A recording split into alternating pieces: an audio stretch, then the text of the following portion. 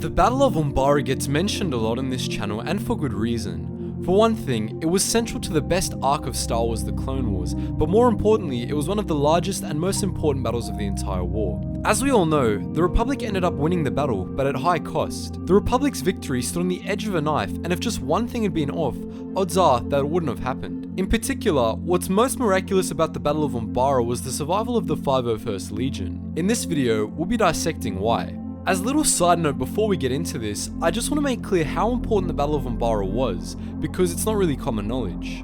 Umbara was a major world in the expansion region, an area of space that for millennia had been completely stripped by wealthy corporations in the core. The desolation of the region meant that there were surprisingly few routes through it, and Umbara sat on one of them. When Umbara seceded, it cut off access to a significant part of the region and the neighbouring Midrim because of this, most notably Kashyyyk. With Onderon and Togoria also under control of the CIS, Umbara's secession meant that the Republic was very close to having no way to get to Kashyyyk, which in turn would have given General Grievous access to hundreds of secret hyperspace routes. If the Republic failed to retake Umbara, it would have been disastrous. But fortunately for the Republic, that didn't happen. Instead, the Republic broke through the Confederacy's blockade in the Ghost Nebula and invaded Umbara, landing large units under 4 Jedi generals to capture the Umbaran capital. The 501st task in the battle was among the most important, but unfortunately for the 501st, General Skywalker was caught away midway during the battle, and General Pong Krell took command of the unit. Krell intentionally got clones killed at every turn and sabotaged the battle for the Republic in a bid to win Dooku's favour in hopes of becoming his new apprentice. Luckily, Clone Captain Rex and members of the 501st and 212th were able to stop him, and the Republic won the battle against all odds. For the first reason why the battle was stacked against the 501st, we have the environment of Umbara. Umbara was, to say the least, unfamiliar for the Republic's clones.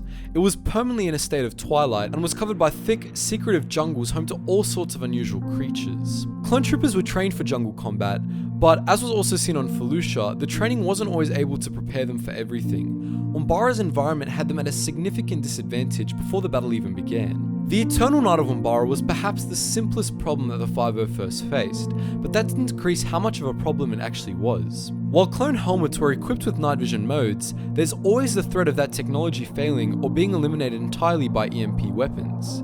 Had this happened en masse to the 501st, there would have been problems, on top of the unavoidable problem of the mental effects of prolonged sunlight deprivation, from which the clones definitely would have suffered. Furthermore, the darkness of Umbara meant that vehicles like gunships had to be equipped with floodlights so that the pilots could see enough to land troops. This presents yet another problem. Gunships with full-on floodlights active are very easy targets, especially for the Umbarans who are used to the darkness. Attempting any sort of stealth deployment, or any sort of stealth mission really, would have went about as well as trying to break into a guarded building while wearing a vest full of neon strobe lights. The jungle itself also caused problems for the 501st, especially considering its unfamiliar nature. The jungles of Umbara were home to a number of beasts of which the Republic were likely utterly unprepared for, which would have been one more problem the Republic had that the Umbarans didn't. It's also unlikely that the Republic had any detailed battle maps of the jungle due to the secretive nature of the Umbaran government, meaning that the 501st and all of the units deployed on the planet were more or less feeling their way through the jungles blindly. The jungle was problematic for another big reason too. It prevented the Republic from deploying any of its heavy vehicles. You may have noticed while watching the Umbara arc that the Republic relied exclusively on infantry and AT-RTs for ground troops during the battle. This was a necessity because of the jungle.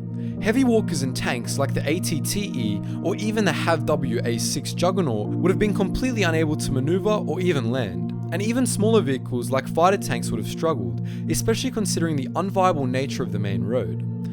The Umbaran's vehicles were designed to be maneuverable in the jungle, but the Republic had no such luxury, and as a result, the men of the 501st faced the likes of the Umbaran mobile heavy cannons with only puny AT-RTs for backup.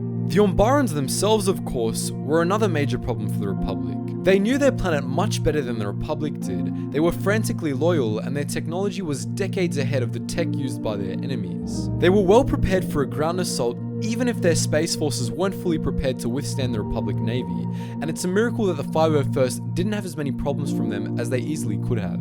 Umbaran society was very Sith-like, divided into 100 castes and emphasizing advancement over everything, provided that any dirty deeds used to advance were successfully covered up. The Rutai, the ruling class of Umbara, kept a tight leash on the planet and only allowed members of the very highest castes to leave the planet, meaning that the native Umbarans had no knowledge of galactic politics except for what the rulers told them. The fanaticism that resulted from this, the drive to advance one's position in society, and the concoction of battle amplifiers that Umbaran soldiers were given in gas form by their helmets, resulted in an utterly dedicated and unwavering military force, which would not stop fighting until it was either destroyed or ordered to by the Rutai. As opposed to the Republic's more conventional military tactics, the Umbarans fought more like the Viet Cong did against the Americans in the Vietnam War. They used all manner of traps and ambushes to cause chaos for the 501st and other Republic units, which they constantly hammered with hit and fade guerrilla strikes, wearing down the strength of the enemy. They knew the jungle, being natives of the planet, and used this to their advantage, mining the main roads to force the Republic off them and then ambushing them at every turn. As has been said so many times in real life, the advantage of a home defense is not to be underestimated, and it nearly spelled doom for the 501st.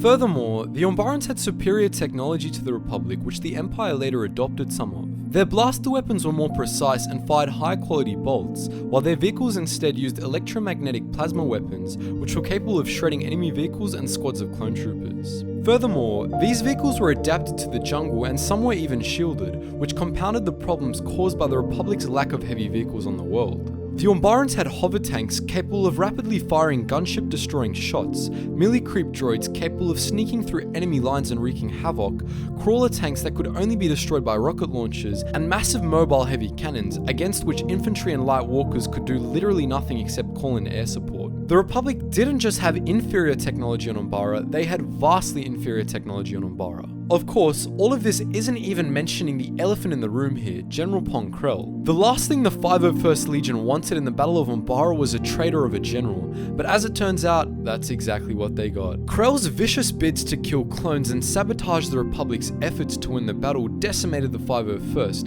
and there were several occasions where they only survived due to the heroic actions of Captain Rex and a number of other clones, especially Fives, Jesse, and Hardcase. As discussed above, Krell was looking to gain favor with Dooku by helping the Confederacy win the battle, and so he went around trying to get as many of the 501st men killed as humanly possible. To start, he did this only through completely ridiculous tactical decisions, like marching the unit parade style along the main road to the capital, which led the 501st right into a minefield. While the 501st was, of course, ambushed on the road, they managed to survive the encounter, and so Krell chose a different, if equally uninspired, plan of attack. Upon receiving a request from General Kenobi to capture a nearby Umbaran airbase, Krell had his men march headlong into another trap, this time through a narrow canyon that could not have been more perfect for the Umbarans to set up an ambush in. They set up multiple, but thanks to the ingenuity of the men of the 501st, they all failed. Even the Umbarans' heavy vehicles were defeated, thanks to a combination of rocket launchers, stolen starfighters, and admittedly, some plot armor. The 501st Legion went on to successfully capture the Umbaran airbase, and General Krell was forced to think up of new types of treason. In an insidious move, he gave detachments from the 501st and the 212th Attack Battalion the same order, to attack a unit of Umbarans wearing clone armor at a location between the positions of the two units.